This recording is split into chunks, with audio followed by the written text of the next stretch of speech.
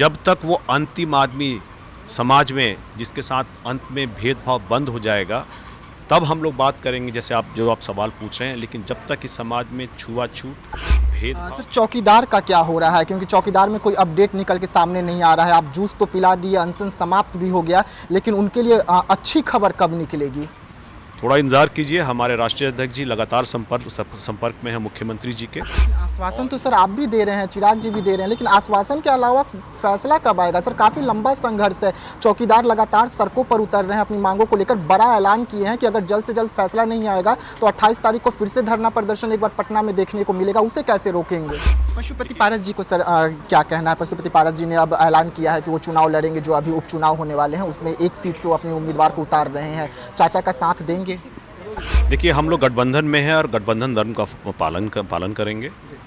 हम लोग 5 दलों का गठबंधन, एनडीए का गठबंधन लोकसभा का चुनाव लड़ा था और इन 5 दलों के जो भी कैंडिडेट उपचुनाव में उतारे जाएंगे हम लोग उसका पूरा समर्थन करेंगे।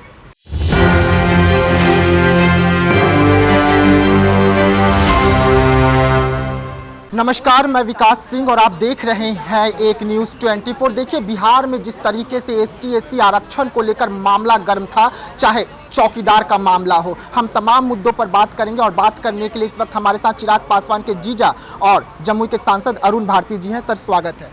बहुत बहुत धन्यवाद हमसे बात करने के लिए। सर, जिस तरीके से आरक्षण का मामला देश में गर्म था, उसको लेकर सुप्रीम कोर्ट ने जो फैसला दिया, उस फैसले का जोरदार विरोध आपकी पार्टी और चिराग पासवान ने किया। लेकिन केंद्र सरकार का बड़ा फैसला आया है, इस फैसले को कैसे देखते हैं? हम लोग जब ये सुप्रीम कोर्ट का फैसला आया था आरक्षण में उपवर्गीकरण का, हम लोग इसके खिलाफ में थे और हमारे राष्ट्रीय अध्यक्ष और हमारे केंद्रीय मंत्री श्री चिराग पासवान जी ने भरपूर तरीके से इसका विरोध भी किया था।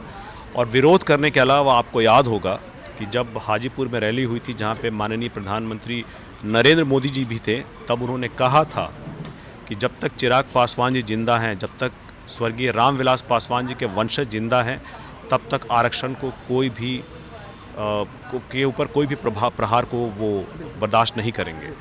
इसीलिए लगातार वो प्रधानमंत्री से मिलकर के अपनी बातों को बहुत मजबूती से रख रहे थे और उनका ये प्रयास कल सफल हुआ जब सरकार की तरफ से भी ये एश्योरेंस आया कि आरक्षण में उपवर्गीकरण की सरकार उसके पक्ष में नहीं है और जो हर संभव कदम उठाए जाएंगे ताकि आरक्षण में यथास्थिति जो है वो बरकरार रहे। लेकिन विपक्ष का सर आरोप आया, कल जो बैठक आई, जो फैसला आया केंद्र सरकार का, उस पर आरोप विपक्ष लगा रहा है कि उस बैठक में चिराग पासवान कहीं दिखे ही नहीं। जो तस्वीर निकलकर सामने आया, ना उसमें चिराग पासवान दिख रहे थे, ना आपके टीम से कोई नेता नजर आ रहे थे। तो ये आपकी सफलता कैसे है? विपक्ष आरोप लगा रही है।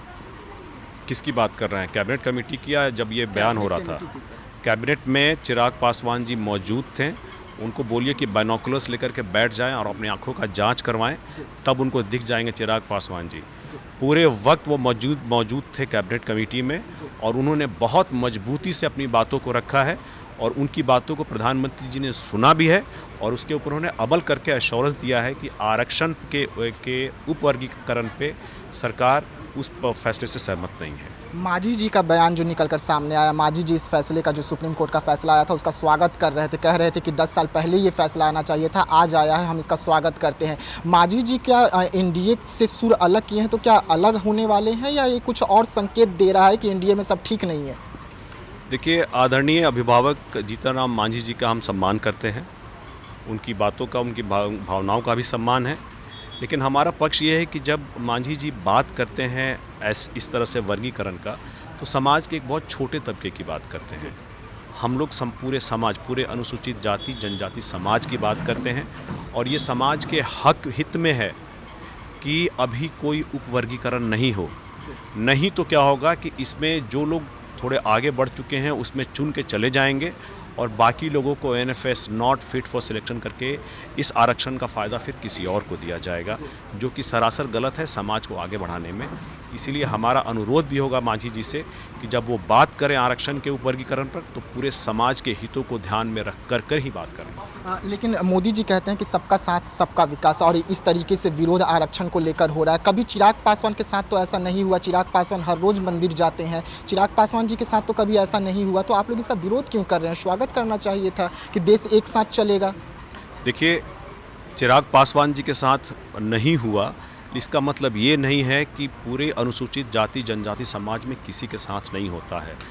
जब तक वो अंतिम आदमी समाज में जिसके साथ अंत में भेदभाव बंद हो जाएगा तब हम लोग बात करेंगे, जैसे आप सवाल पूछ रहे हैं। लेकिन जब तक इस समाज में छुआछूत, भेदभाव, सामाजिक बहिष्कार और अधिकारों से वंचित हैं, तब तक पूरे अनुसूचित जाति और जनजाति समाज के हितों को लेकर के हमारी पार्टी, हमारे राष्ट्रीय अध्यक्ष, हमारे नेतागण, हमारे कार्यकर्तागण मजबूती से उसके खिलाफ लड़ते रहेंगे। सर चौकीदार का क्या हो रहा है, क्योंकि चौकीदार में कोई अपडेट निकल के सामने नहीं आ रहा है। आप जूस तो पिला दिए, अनशन समाप्त भी हो गया, लेकिन उनके लिए अच्छी खबर कब निकलेगी?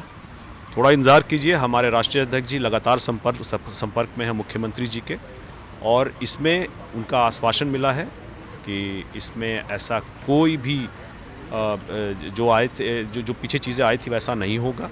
इसमें जो पुरानी स्थिति थी उसी को बरकरार रखा जाएगा। लेकिन आश्वासन तो सर आप भी दे रहे हैं, चिराग जी भी दे रहे हैं, लेकिन आश्वासन के अलावा फैसला कब आएगा? सर काफ़ी लंबा संघर्ष है, चौकीदार लगातार सड़कों पर उतर रहे हैं, अपनी मांगों को लेकर बड़ा ऐलान किए हैं कि अगर जल्द से जल्द फैसला नहीं आएगा तो 28 तारीख को फिर से धरना प्रदर्शन एक बार पटना में देखने को मिलेगा। उसे कैसे रोकेंगे?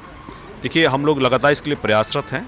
प्रक्रियाएं हैं, सरकारी प्रक्रियाएं हैं, थोड़ा वक्त लगता है, लेकिन एक ऐसा फैसला आएगा जो सभी पक्षों को मंजूर होगा। पशुपति पारस जी को सर क्या कहना है? पशुपति पारस जी ने अब ऐलान किया है कि वो चुनाव लड़ेंगे, जो अभी उपचुनाव होने वाले हैं उसमें एक सीट से वो अपने उम्मीदवार को उतार रहे हैं। चाचा का साथ देंगे? देखिए, हम लोग गठबंधन में हैं और गठबंधन धर्म का पालन करेंगे। हम लोग 5 दलों का गठबंधन, एनडीए का गठबंधन लोकसभा का चुनाव लड़ा था, और इन 5 दलों के जो भी कैंडिडेट उपचुनाव में उतारे जाएंगे हम लोग उसका पूरा समर्थन करेंगे। देखिए, अरुण भारती जी थे, आप अरुण भारती जी को सुन रहे थे, तमाम मुद्दों पर बात कर रहे थे। मुद्दों पर बात करते हुए चौकीदारों को लेकर उन्होंने बड़ा बयान दिया है, कहा है कि सब कुछ ठीक चल रहा है, पार्टी जो है और चिराग पासवान जो है वो सीएम नीतीश कुमार से संपर्क साधे हुए हैं। वैसे में क्रीमी लेयर को भी लेकर, आरक्षण को भी लेकर जो फैसला हुआ है उसको स्वागत करते हुए यहाँ पर उन्होंने साफ तौर पर कहा कि अब चौकीदार का जो मुद्दा बचा है उसके लिए भी निश्चिंत रहिए, फैसला बहुत जल्द आ जाएगा। तो ऐसे तमाम खबरों के लिए आप बने रहिएगा एक न्यूज़ 24 के साथ। दीजिएगा इजाज़त, धन्यवाद।